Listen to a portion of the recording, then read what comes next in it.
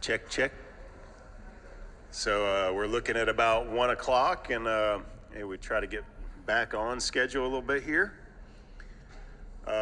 If you want to make your way back into the conference room, if you're out in the hallway, I'm really excited for our next presenter. He has been involved in a lot of important activities around sustainability and environmental and social justice in Central Kentucky and beyond for a long time. Jim Embry is part of the Sustainable Communities Network, and he is a big part of Ballew Farm, and he is going to educate us on the importance of George Washington Carver and his role in sort of the early beginnings of organic agriculture. Carver is often overlooked in organic agriculture. He's not overlooked here at Kentucky State because we are an 1890 land-grant university, and so when I got here, I educated myself on the importance of Carver, but I admittedly was ignorant about Carver when I got here. And I'm looking forward to learning more from Mr. Embry here. So.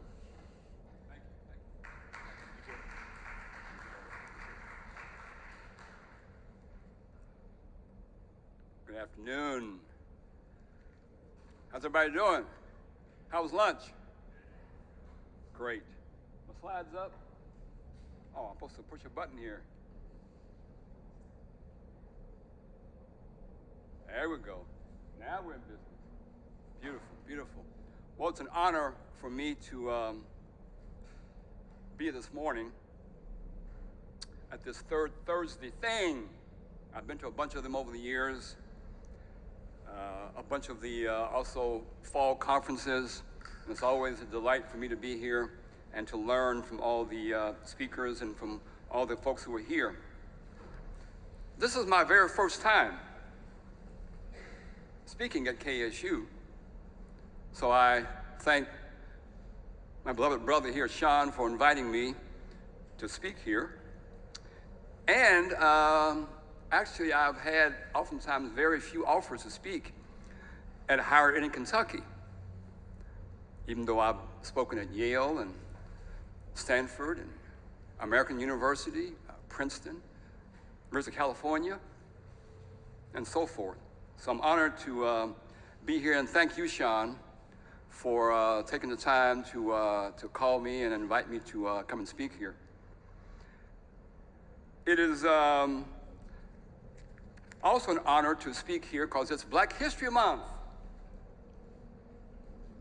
And I get to speak about someone who, according to all the data keepers, Carver is the most talked about person in February. More than King, more than Rosa Parks, and so forth. So again, I'm honored because I have some very strong family relationships with Carver that I'll speak about in a little while. But you know, I don't really want to talk about Carver because I think we already know everything that needs to know about Carver. A few days ago, Sean, I went on the KSU website and did a search. Let's put in George Washington Carver to see what was on the website. And I found 3 things. And they were all about the Carver Hall on the main campus. Is all that was there. I didn't see any videos, any previous Third Thursdays or conferences of speakers and whatever talked about Carver. That tells me that we already know all there is to know about Carver.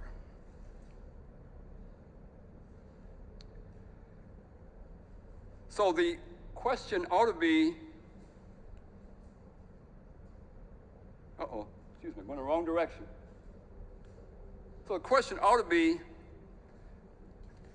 it's right here, forgive me, ought to be, what else do we need to know? Because clearly, when you look around, not just KSU, by the way, Sean, I also visited UK land-grant college website, did a search, George Washington Carver. Again, just a few minor hits here and there. Nothing in the ag school, here or there, about Carver. So again, that tells me that, hey, we already know all we need to know, so why should I even be here? But the question ought to be about Carver. Why, for the past 80 years, have we whitewashed him, ignored him, deliberately called him the peanut wizard, and that's all? That should be the question.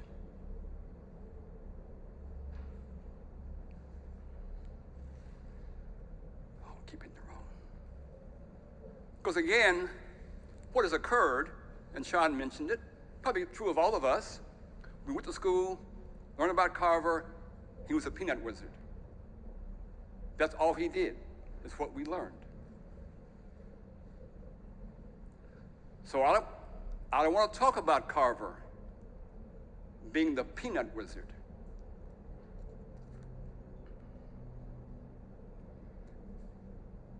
Not just a peanut symbolizes him. I'm gonna use the acorn to symbolize him. Here's how we view him: as a single acorn, doing some minor work with these one crop. It's a deliberate attempt to whitewash him. What I want to talk about is Carver, the tree full of acorns. Can I do that, Sean? Thank you. Now, he said, okay. Carver, the tree full of acorns, who I want to talk about. But I want to say the reason why I'm here today, I want to thank Brooke back here in Organic Ag, Kentucky. I had submitted a proposal last year to do a workshop on George Washington Carver. I'm just paraphrasing and teasing. They said, no, we already know about Carver. We already got all that. So we don't need any more Carver talk up in here. And I responded back months later with what I call a blistering letter, okay? And my son brought a fire extinguisher to put the fire up here. But, so thank you for closing the door, because I've opened up other doors. And Sean said, well, Jim, you're home crying, okay? You're belly aching because you can't do a workshop. He called, okay, my brother consoled me, and look here, what you can do, come over to the KSU, okay, and talk about Carver in my place. That's why I'm here. But I shared that email, actually, around the country. And got invited to take that email and format it for a journal article that talks about this whitewashing of Carver, which puts our future at stake. That's why I'm here. When we see Carver as one acorn, like this image shows, we think, well, his tail is a rope. His body is a wall. His ears are a fan. His tusks are a spear. His trunk is a snake, or his feet are a tree. That's how we're taught in this Newtonian Cartesian view of the world. See things as separations, not as I think Mike talked about, being holistic. Okay? So my intent is to try to get this full elephant view, if you don't mind, about Carver. But I recognize that Sean said, well, Jim, behave up there, okay, and talk about organic agriculture. I'm going to do that. But here's my view of Carver. There's a species, as a human species, we're faced with tremendous global challenges. We call it different pandemics. And one of them is a pandemic around environmental devastation, climate change. biodiversity loss. That's the challenge of a species. And my position is, if you don't include Carver in organic agriculture, climate change, activities, global pandemics, you can't be serious about it. You can't be serious about it. In my view, he is an essential guidepost to the future. This image here is done by a friend of mine that shows this effort towards a green vision or a green future. And we all are there in the tapestry. We're all there. And he isn't the only one, don't get me wrong. I'm saying he's essential, not just around organic agriculture, but we talk about this green, sustainable future. He is essential. Anyway, so Sean said, Jim, now you only got 25 minutes, behave. So, Sean, I want to talk about Carver and organic agriculture. All the principles that Oak, under the leadership of Brooke and Jenny and her cohorts, all the principles of Oak, of NCAT, Carver lived for 50 years at Tuskegee. He lived, he taught for 50 years. I also visited, while Mike and Andy were talking, I visited the NCAT website, did a search on Carver. Came up zero, nada, nothing. Even though Carver was all into appropriate technology, serving the people. All the things they talked about, Carver was doing for 50 years at Tuskegee. But again, all the elements here, what we call organic ag, integrated crop, animal farming, agroforestry, intercropping, crop rotation, traditional composting, and so on and so forth, Carver was doing. But he was also addressing what Mike and Andy talked about, the social question of how do you deal with 4 million black folk emancipated, who are basically mostly in the South. How do you deal with these, some sharecroppers, small farmers? How do you educate them? How do you organize them into cooperatives and associations? How do you save the South, as Carver did? Some people say he saved the South. Saved the cotton industry, gave rise to the peanut industry. If he hadn't done that, the South ag would have collapsed and the nation would have collapsed. Recycling, redesign. I'm missing fungi here, because if you're an organic farmer, I hope you understand the foundation of those fungi. Is that right? Fungi. Carver's first academic preparation was a mycologist at Iowa State. He was the premier student there in fungi. The brother was so bad, he had 4 fungi named after him as a student, not a professor. And we ask, is he relevant? He sent thousands of specimens to the various fungi herbariums around the country, Wisconsin, up in DC. Thousands. But he had 4 named after him. Look here, enough is enough. I don't want no more named after me, is what he said.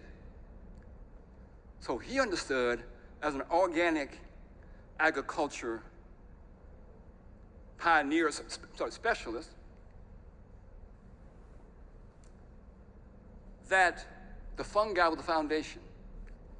He said, but my work, he could have been at Iowa State as a professor and become the premier mycologist in the nation. He said, no, I gotta go, Booker T's calling me, I gotta go to Tuskegee. Now, if you do a search, as I did last night as I was preparing this talk, just do a current search about Carver and fungi. These are the headlines that come up now. Talk about relevance. These are the headlines that you can find in various links that say, Washington Carver's fungi fascination. Great article. George Washington Carver's fungi specimens rediscovered. they had lost some. Here's another one. An article about a year ago, 2022. Contributions of Dr. Carver to global food security. But I'm sorry, Sean, you told me to talk about organic ag. I'm sorry. Not global food security. Please forgive me. They are. But we talk about relevance. I'm gonna tell you, some people understand this question of relevance. Some of us don't. Mark Twain said, when the world comes to an end, I want to be in Kentucky. I said, why? Well, in Kentucky, they're always 20 years behind the rest of the world. Now I'm from Kentucky, born and raised, been here my whole life. But in some ways, we like to be behind. So, I'm going to talk next week at the library in Scott County, Carver and gardening.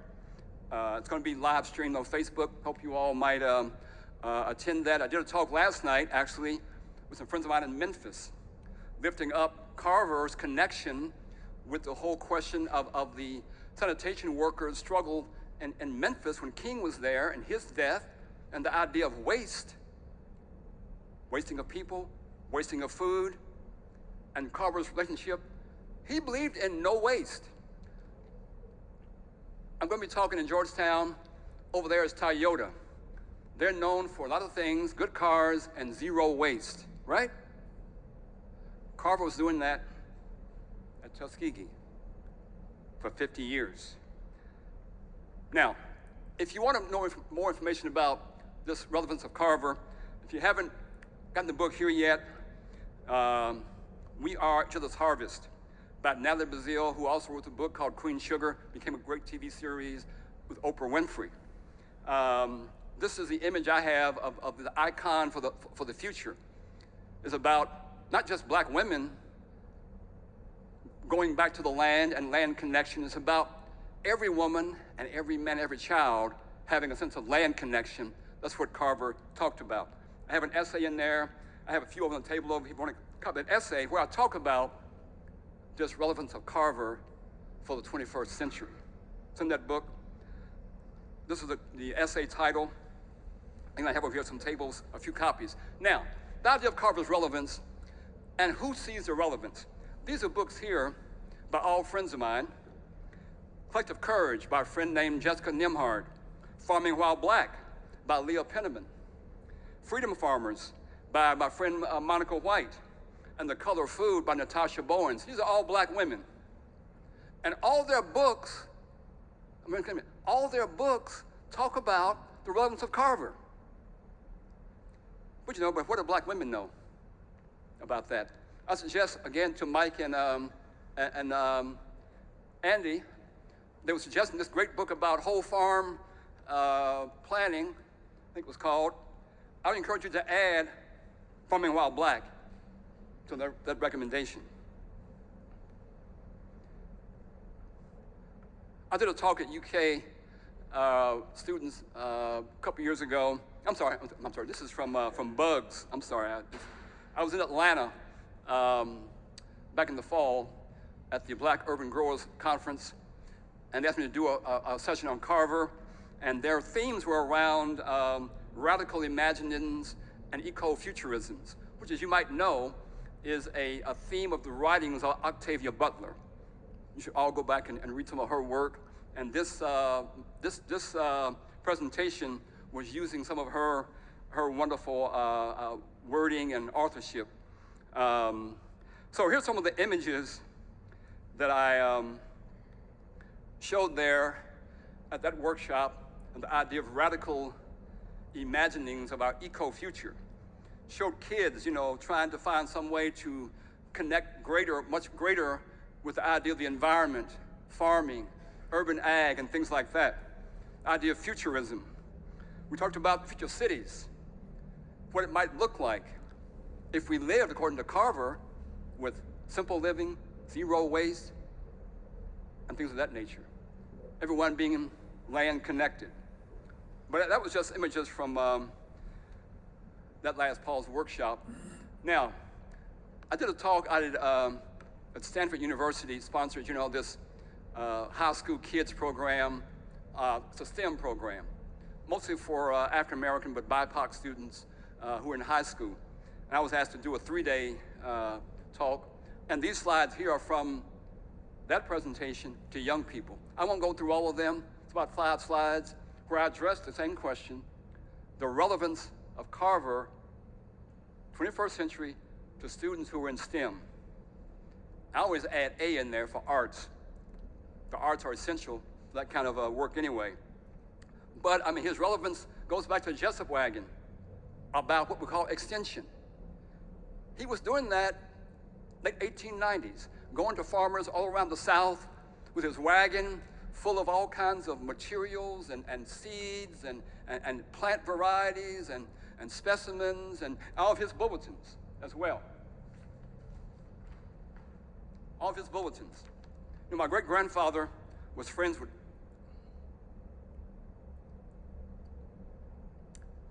Carver, and back in the 1900s, he came to Richmond several times. Carver did in Du Bois and Ida B. Wells. And I have here one of the original bulletins from the 44 that he wrote.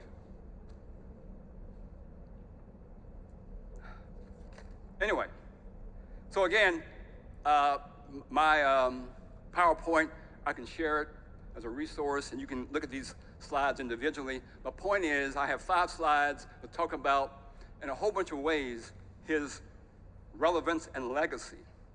He believed everybody should be land connected in all kinds of ways. He talked to the plants. How many of us as organic farmers talk to the plants and the bees and the flora and the fauna? Carver said the peanut plant revealed her secrets to him. That's why he was able to put out 300 different items, because he said the plant told me what she had inside of her. He was regarded as a man of science and man of God. He didn't separate the two. Now, idea of relevance again. I mean, what do I know? But 2 years ago, as you see here, NASA, in conjunction with what's called nanotracks and the Voyager Space Lab, and with Tuskegee University, took Carver's work with the sweet potato plant, and it's up now in the Skylab, okay? This is collaboration between Tuskegee, NASA, nanotracks, has up in the space lab. I call them the astronauts, back to the peanut, They're eating sweet potatoes, but not the tuber. They're eating the leaves. Because in Carver's work, beyond the peanut, he says, look here, y'all. Yeah, grow sweet potatoes, but while they're growing, eat them leaves. They're high in nutrition. So if the astronauts were eating the tuber, they'd run out of food. They're eating the leaves. And we're talking about the question of relevance? Come on, y'all, Kentucky. Now, don't believe me, though. Go do a Google search. What do I know? Last fall, they took the Skylab work with Carver's sweet potato, and they brought it down to ground level. And they collaborated with, not KSU, we're called The Ohio State University. And they got a grant for $160 million. To do what? To take the example of the model up in the Skylab down on land. Where? At Ohio State. Because NASA said Carver's relevant in all kinds of ways that are very practical. So I hope that when I leave here, Sean, that, Sean said, well, Jim, we're paying you big money to speak, and give me your W-9 form, and if you behave, we'll pay you. So I probably won't get no check, and I wasn't promised one at Oak, but tell you what, though, I spoke last December, the Organic Ag group in Tennessee. I got paid $1,000 for that talk. I spoke up in Dayton at the Ohio Organic Ag Conference, got paid there too. Spoke in Indiana at the beginning of Organic Ag Farmers last summer, got paid there too. But God says, when some doors close, other ones open up. But anyway, I hope you all will take time to look at that element there. As I close out here, there's a marvelous book that should be on everybody's desk. Everybody should buy it. Again, if you're serious about organic ag, I know we all are. I don't mean to demean you by any means. Buy this book, which is a green vision of Carver and Ford. Part of their vision said, we want to make pretty much all of the products we use in industry, like making cars, out of what? Agricultural products grown by American farmers. That was their vision. Biofuels. They were making car body from soybeans. I said, Jim, you crazy. I said, read the book. Steering wheels from flax. I can go on and on. It's all in here, okay? A green vision. The point is, if we had followed the vision of Carver and Ford, we wouldn't be in the mess we're in now. So how long are we going to put to chance our great-great-grandchildren's future is the question. If you're talking about a green future, organic ag, and ain't talking about Carver, then in my view, you can't be all that serious, because they provided a roadmap. Check out that book. Now, lastly, almost lastly, here you see Gandhi, and you see Carver. Don't know they were friends. They corresponded. Gandhi heard about this old black guy, over there in the South, working on all these plant-based derivatives. Carver was doing, before there was non-dairy now, he said, you can make milk from soybeans, cowpeas, acorns, all kind of non-dairy stuff you can make from all these plants. He was doing that. Gandhi heard about it, sent an emissary over in the late 20s. They conferred, and then Carver sent back to India the likes of Howard Thurman and Benjamin Mays to keep the discussion going. Benjamin Mays, if you all know, was the president at Morehouse College, good friends with Dr. King's father. Benjamin Mays says, hey, young Martin, come here a minute. I just came back from India and met up with this guy named Mahatma Gandhi talking about nonviolence. You might want to adopt something like that. But I'm sorry, Sean, here I go again. See, I'm getting way off of organic agriculture. I'm talking about revolutionary transformation of our country. The breakdown of segregation, Jim Crow, black codes, not organic ag. Again, Carver was a tree full of acorns. Now, these guys here, on the I think left is Edison, Thomas Edison, Einstein there. Y'all might know them dudes. They said they were preeminent scientists. They were also friends with Carver. And what Einstein and Edison said, that Carver was the greatest scientist of their era. And they weren't too bad. But they said he was the greatest because his work was holistic. Edison was about electricity. Einstein about theory of relativity and quantum physics, very narrow kinds of work. Now, about to close out here. A couple years ago, in response to COVID, some dear cohorts of mine, when we couldn't find seeds, and we know that black folk, were trying to get back into gardening and trying to be healthy and try to dismiss some of the health disparities. We said, well, hey, this ain't good at all. That's not climate resilience. So we formed Ujamaa Seed Collective, the Ujamaa Cooperative Farming Alliance, in response to COVID. And we recognized that we got to get more people of color especially black folk, as seed farmers. Resilience means how do we create within our bioregions these seed networks. We ought to have here in Central Kentucky a seed vault, which is a big freezer like they have in Iceland, where you're storing seeds, a building for cleaning and packaging up seeds, where we can not only buy seeds from our great friends like Southern Exposure, but we can also build resilience. Part of the topics, you come to a farmer conference, typically I go to a bunch of them, nothing about seeds. I got a few seeds here I can give away if you want some of those. But anyway, that's what we're doing, and we welcome you all to come and be a part of what we call the Ujamaa Cooperative Seed Alliance. We're having a big 4-day symposium at Berea College in late April. You all are welcome to come, listen in.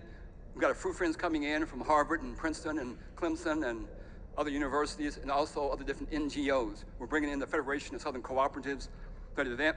Late April, again, it's the Cooperative Ujamaa Cooperative Farming Alliance.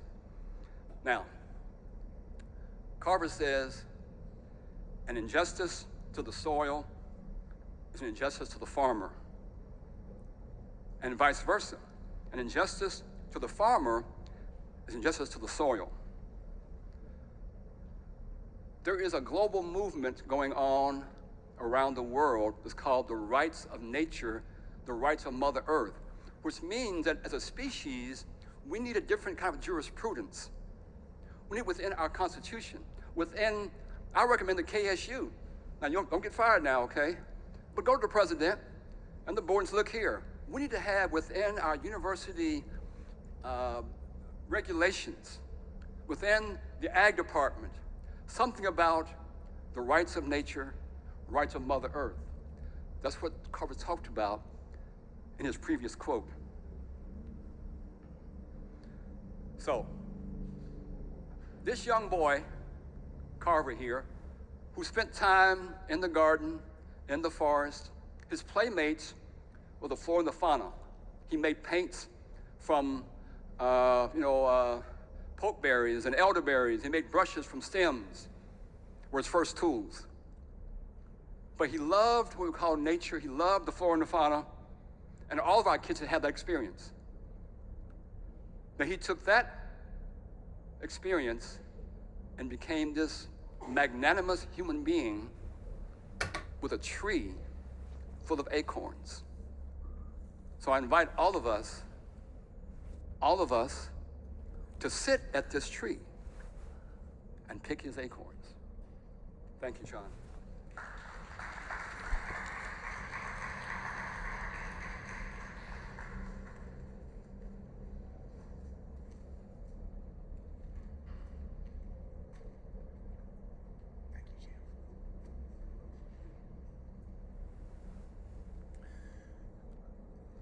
Thank you, Jim, for enlightening us. I will say you made me feel uncomfortable. And that's not a bad thing. I'm comfortable being uncomfortable, because if I'm uncomfortable, I think about things and see how I can make myself better and how we can extend that to those around us and find ways to make all of ourselves better. So thank you. Yes, thank you. Jim comes from the Richmond area, and he is cousins with our next speaker. And I've had the privilege of knowing Tony Brooks and Emlyn Brooks for a few